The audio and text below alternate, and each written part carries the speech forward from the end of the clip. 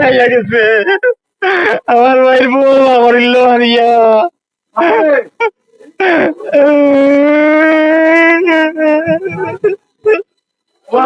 মারছে আমার বাইরে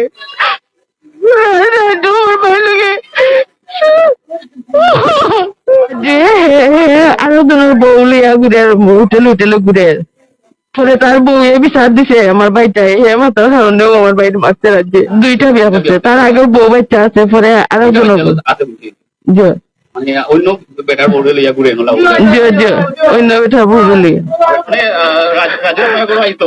আমার ঘরে আইছে দিন আইছে আইয়া আমার ঘরে খাইয়া গেছে আমার ঘর তো নেই আমার ভাই লোকে আইছে আমার বোনের বাড়ি যাইতো সমানে তার লগে গিয়া আমার বাড়ি রইতো খাইতো খাইয়া আইতো গিয়া। সিলেটের গোলাপগঞ্জে ঘটে গেল একটি হৃদয় বিদারক মর্মান্তিক ঘটনা।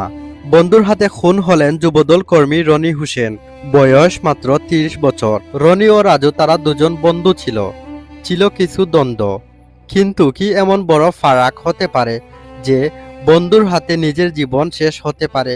আমরা সবাই ভাবি বন্ধুত্বই শক্তিশালী হয়, কিন্তু কখনো কখনো বন্ধুত্বের আড়ালে লুকিয়ে থাকে এক গভীর বিষাদ। গত শনিবার রাতে 12টার দিকে পৌরসভার কদমতলা এলাকায় এই হত্যাকাণ্ড ঘটে।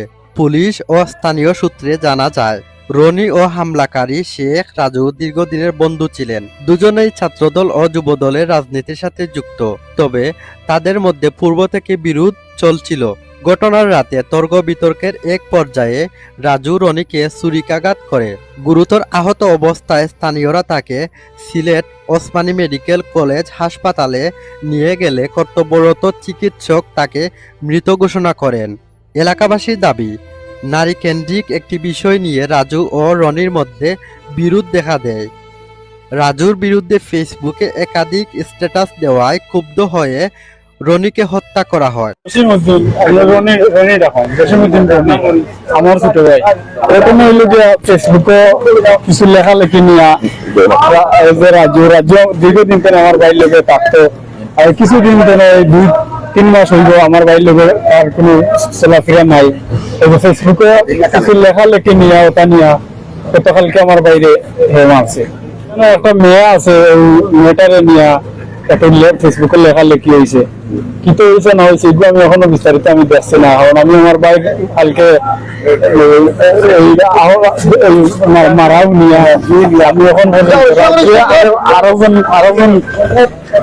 জন ফ্যামিলি জনে এই যে ইয়ে আছে